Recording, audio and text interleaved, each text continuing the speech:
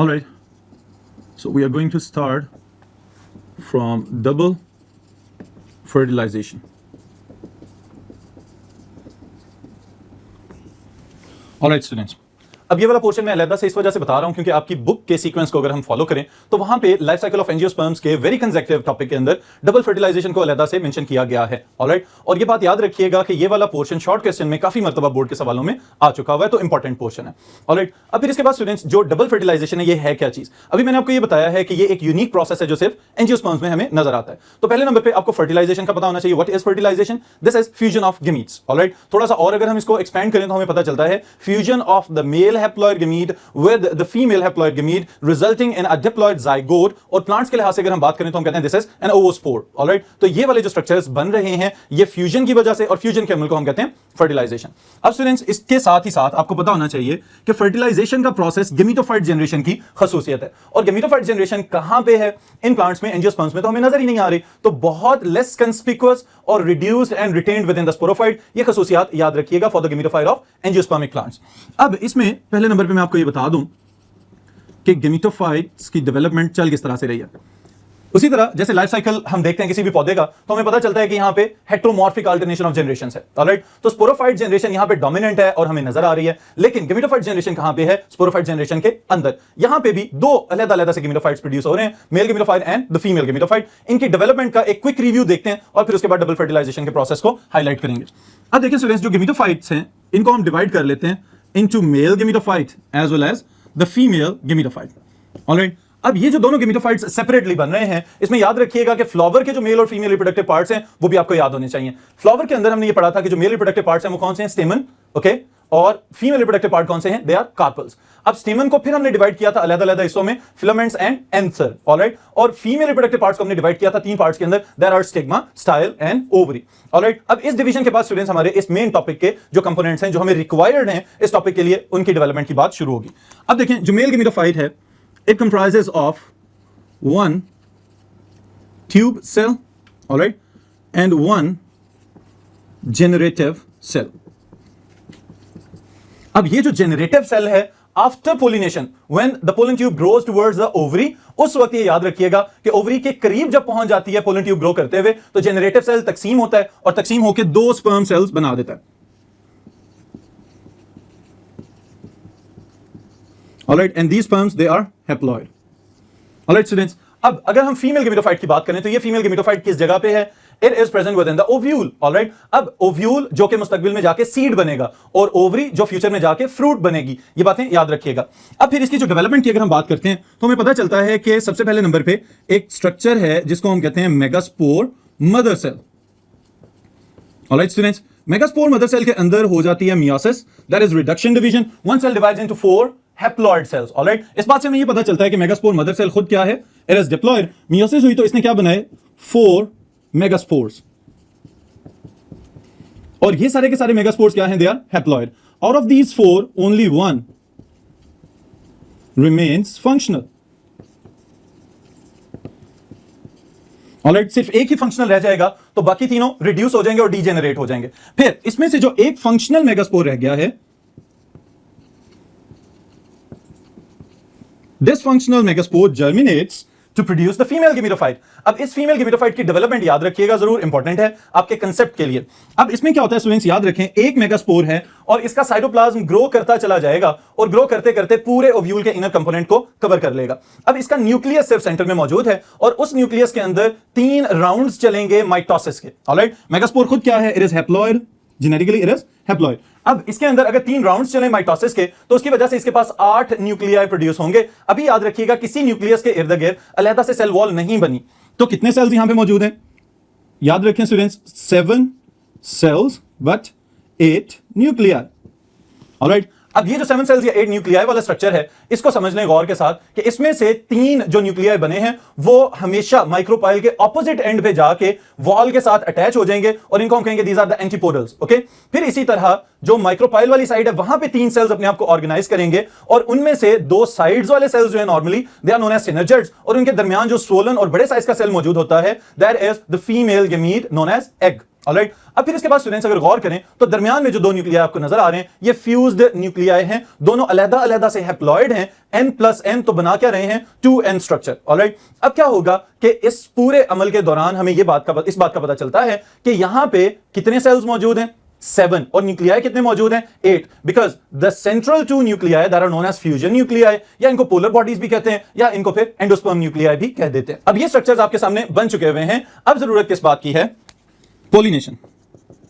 अब पोलिनेशन का प्रोसेस क्या है स्टूडेंट्स, इसको भी आप याद रखें कि the transfer of pollen grains from the male reproductive parts to the female reproductive parts, this is known as pollination. इसके लिए इंसेक्ट्स वगैरह और विंड वगैरह यूजफुल एजेंट्स हो सकते हैं।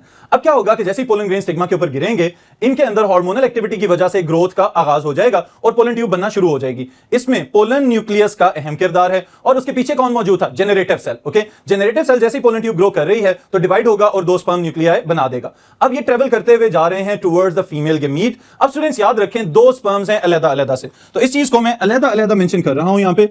Number 1 is the first fertilization or fertilization number 1. All right, fertilization number 1 के अंदर क्या हो रहा है sperm plus egg. All right, sperm itself is haploid, egg is haploid, and it makes up zygote that is known as oospore, and it is diploid genetically. All right, ये याद रखिएगा zygote ही है, कोई स्पेशलाइज्ड फीचर इसके पास मौजूद नहीं है या ये कोई अनोखा स्ट्रक्चर नहीं होगा, जस्ट क्योंकि एंजियोस्पर्म्स के अंदर मौजूद है और इसने रेजिस्टेंट बन जाना है ताकि अनफेवरेबल कंडीशंस अगर आ रही हैं तो उनमें आराम से गुजारा किया जा सके। That's why it is termed as oospore। फिर उसके बाद स्टूडेंट्स दूसरा अगर हम फेज देखें तो there is fertilization number 2। Fertilization number 2 के अंदर क्या चल रहा है, this is the sperm plus endosperm nuclei, all right, or fusion nuclei or polar bodies। मैं ये सब के सब वर्ड्स इसलिए लिख रहा हूं कि आप किसी भी सूरत में इसको एक्सप्लेन करें तो आपका आंसर जो है वो जस्टिफाई हो सके। ऑलराइट, अब फिर इसके बाद स्टूडेंट्स पोलर बॉडीज वगैरह और ये सब के सब these are sperms are haploid and polar bodies they are diploid. तो इसका मतलब है यहां पे जो रिजल्टेंट सेल बनने जा रहा है this is triploid endosperm cell. Alright students, तो अब ये 2 जगहों पे फ्यूजन हो रही है अलग-अलग से, तो इस वजह से इसको कहते हैं डबल फर्टिलाइजेशन। अब डबल फर्टिलाइजेशन का प्रोसेस कंप्लीट होते साथ ही इंटेगुमेंट्स को मैच्योर किया जाएगा और सीड में ट्रांसफॉर्म हो जाएगा ओव्यूल वाला पोर्शन। ऑलराइट स्टूडेंट्स, तो ये सारे का सारा जो आपने सीक्वेंस अभी पढ़ा है इसको याद रखिएगा, डबल फर्टिलाइजेशन को समझने में और लिखने में आसानी रहेगी। फिर इसके बाद जो नेक्स्ट पार्ट है that is about the classification of angiosperms. Angiosperms को 2 बड़े ग्रुप्स में डिवाइड किया जा रहा है according to the presence of their seed leaves that are known as cotyledons. Classification of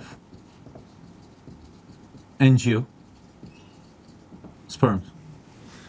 ji students, अब एंजियोस्पर्म्स के अंदर वो तमाम पौधे आते हैं जो फ्लावर्स प्रोड्यूस कर सकते हैं, फ्रूट्स प्रोड्यूस कर सकते हैं और सीड्स प्रोड्यूस कर सकते हैं। अब इन खसूसियात की बुनियाद पे अगर हम इनको डिवाइड करना शुरू हो अलग-अलग से फीचर्स के लिए तो उसके लिए तो बहुत सारी क्लासेस बन जाएंगी। यहां पे जो आपके लिए रिक्वायर्ड है मटेरियल उसके लिहाज से स्टूडेंट्स हम इसको डिवाइड करने जा रहे हैं on 2 basic groups that is on the basis of presence of the seed leaves जिनको हम कोटिलीडन्स कहते हैं।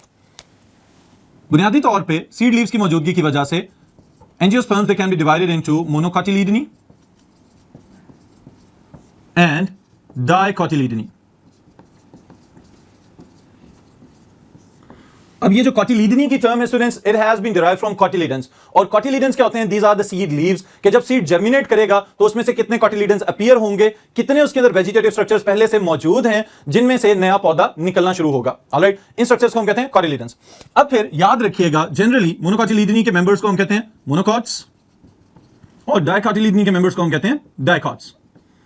अब स्टूडेंट्स चूंकि हमने इसको याद रखना है शॉर्ट क्वेश्चन के लिहाज से, बोर्ड में ज्यादातर शॉर्ट क्वेश्चन पूछा जाता है differentiate between monocots and dicots. तो कौन कौन से पॉइंट्स लिखने हैं उनकी हेडिंग्स में यहां पे लिख रहा हूं पहले और फिर बाद में एक्सप्लेन करता हूं। सबसे पहले तो आप जो हेडिंग बनाएंगे दैट इज अबाउट द कोटिलीडन्स। फिर उसके बाद स्टूडेंट्स याद रखिएगा हम वेजिटेटिव स्ट्रक्चर्स की बात करते हैं कि इसके अंदर किस तरह की वेन्स मौजूद हैं। ऑलराइट, फिर उसके साथ वैस्कुलर टिश्यूज या वैस्कुलर बंडल्स, फिर उसके साथ आपको रूट्स का पता होना चाहिए कि रूट्स किस तरह की मौजूद है मोनोकॉट्स में और डाइकॉट्स में। फिर उसके बाद हम बात करेंगे फ्लोरल कैरेक्टर्स की। ऑलराइट, और फ्लोरल कैरेक्टर्स के अंदर हम बात करेंगे सेपल्स एंड पेटल्स। और फिर symmetry of the flower. In points को आप हेडिंग्स बनाएंगे और फिर उसके बाद एक एक दो दो जुमलों का इजाफा करते चले जाएंगे तो आपका ये सवाल मुकम्मल हो जाएगा। ऑलराइट स्टूडेंट्स, इसी चीज को जरा देख भी लें, मैं मजीद एक्सप्लेन कर रहा हूं आपके लिए।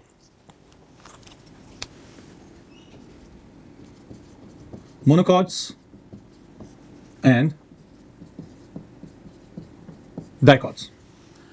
जी स्टूडेंट्स, मोनोकॉट्स और डाइकॉट्स को अगर हम एक्सप्लेन करने जा रहे हैं तो सबसे पहले नंबर पे जो डिफरेंस इनके अंदर आएगा according to their comparison, that is difference between the number of seed leaves. Monocots के पास हमेशा एक ही सीड लीव मौजूद होता है और डाइकॉट्स के पास दो सीड लीव्स मौजूद होंगे। इसके लिए बेस्ट एग्जांपल जो आपके पास है दैट इज मेज और कॉर्न, मकई जो होती है उसका बीज, that is a monocot seed. Okay, और उसी के मुकाबिल अगर आप चने वगैरह देखें या बीन्स, ये जो लोबिया होता है इसको ऑब्जर्व करें, या बादाम और चलगोजे वगैरह इनको भी देख लें तो all of them they are dicots. इनके दो हिस्से हमेशा बन जाते हैं। फिर उसके बाद स्टूडेंट्स सेकंड चीज जो मैंने आपको बताई थी from the vegetative structures, that is about the venation. Alright, कि वेन्स किस किस्म की पाई जाती हैं। मोनोकॉट्स के अंदर आमतौर पे पैरेलल वेन्स नजर आती हैं, ऐसी वेन्स जिनका पॉइंट ऑफ ओरिजिन तो एक है और उसके बाद वो फैलती चली जाएं, पैरेलल ग्रो करें, लेकिन कभी भी किसी पॉइंट पे जाके इंटरसेक्ट ना करें, दोबारा आपस में फ्यूज ना हो। इस तरह की वेन्स को हम कहते हैं पैरेलल वेन्स। ऑलराइट, फिर दूसरी तरफ जो डाइकॉट्स हैं उनके अंदर हमें नेटवर्क ऑफ वेन्स बना हुआ नजर आता है जिसको हम टेक्निकली कहते हैं रेटिकुलेट वेनेशन। ऑलराइट, तो ये भी एक और मोनोकॉट्स और डाइकॉट्स का डिफरेंस है कि मोनोकॉट्स के अंदर पैरेलल वेन्स और डाइकॉट्स के अंदर रेटिकुलेट वेनेशन और नेट लाइक वेन्स हमें नजर आए। फिर उसके बाद स्टूडेंट्स थर्ड पॉइंट जो हमने यहां पे डिस्कस करना है that is about the vascular tissues. Vascular bundles की जो अरेंजमेंट है वो भी बड़ी जबरदस्त होती है। अब अरेंजमेंट के लिहाज से याद रखिएगा जो मोनोकॉट्स हैं उनके अंदर हमें स्कैटर्ड वैस्कुलर टिश्यू नजर आएगा। जाइलम और फ्लोएम जो हैं वो पूरे के पूरे कॉर्टेक्स वाले रीजन में मुख्तलिफ जगहों पे बिखरे हुए नजर आते हैं, तो इस वजह से इसको हम कहते हैं this is the scattered type of vascular bundle arrangement. ये मोनोकॉट्स की पहचान है। और डाइकॉट्स के अंदर कैसा नजर आएगा? डाइकॉट्स के अंदर डिफरेंट है, वहां पे वैस्कुलर टिश्यूज जो हैं जाइलम और फ्लोएम वो रिंग की फॉर्म में अरेंज होते हैं। और स्पेशली याद रखिएगा जो जाइलम है वो आमतौर पे एक एक्स शेप्ड या star shaped arrangement in the centre of the stem जरूर बनाता है। ये डाइकॉट्स की पहचान है। ऑलराइट स्टूडेंट्स, फिर उसके बाद एक और एडिशनल पॉइंट मैं यहां पे ऐड कर रहा हूं, वो क्या है कि जो मोनोकॉट्स हैं इनके अंदर सेकेंडरी ग्रोथ नहीं होती। ऑलराइट, इनके आमतौर पे हर्बेशियस स्टेम वगैरह मौजूद होते हैं, बिल्कुल बारीक से तने होते हैं, इनके अंदर वुडी टेक्सचर नजर नहीं आता। ऑलराइट, ये एक बड़ा इंपॉर्टेंट पॉइंट है कि हमारे इधर के जितने भी मोनोकॉट्स हैं वो निस्बतन लकड़ी नुमा स्टेम डेवलप नहीं कर सकते, जैसा कि हमें हायर प्लांट्स या अगले डाइकॉट्स में नजर आ रहा है। डाइकॉट्स के अंदर सेकेंडरी ग्रोथ होती है और वुडी स्टेम्स होते हैं जिसकी मदद से एनुअल रिंग्स उनके अंदर सालाना तौर पे ऐड किए जाते हैं और सीजनल ग्रोथ के रिंग्स भी नजर आ सकते हैं और लकड़ी जो है बड़ी सख्त और टफ किस्म की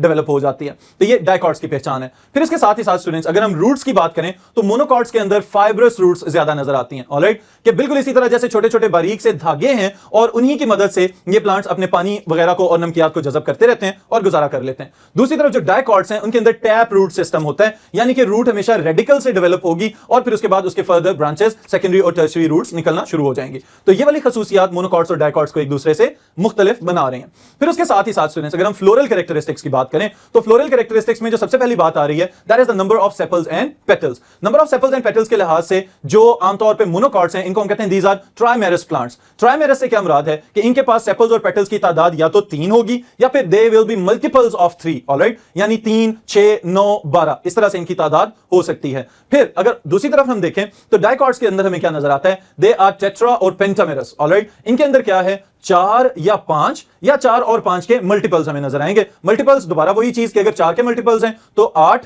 12, 16। ऑलराइट, और अगर 5 के मल्टीपल्स हैं तो 5 और 10 और 15 और 20 इस तरह से इनकी तादाद हो सकती है। ऑलराइट स्टूडेंट्स, फिर उसके बाद लास्ट पॉइंट जो मैं यहां पे डिस्कस कर रहा हूं that is about the symmetry of the flowers. तो सिमेट्री के लिहाज से यहां पे हम टर्म्स जो यूज करते हैं दैट इज रेगुलर और इर्रेगुलर, और ये दोनों का कॉमन फीचर है। ऑलराइट, फिर इसके साथ ही साथ एक और अहम बात मैं बस यहां पे आपको याद करवाता चलूं दैट इज कि अगर स्टूडेंट्स कभी भी किसी सवाल में कंपैरिजन पूछा जाता है तो आप उसमें सिमिलैरिटीज और डिफरेंसेस दोनों चीजें मेंशन कर सकते हैं। अगर सिर्फ सवाल ये पूछा जाता है differentiate between these two objects और these two different groups of plants और एनिमल्स, तो आप उसके अंदर सिर्फ डिफरेंसेस ही मेंशन किया करें। ऑलराइट स्टूडेंट्स, तो इसके साथ ही आज के सेशन को खत्म करते हैं, फिर इंशाल्लाह नेक्स्ट सेशन में नेक्स्ट टॉपिक के साथ मुलाकात होगी।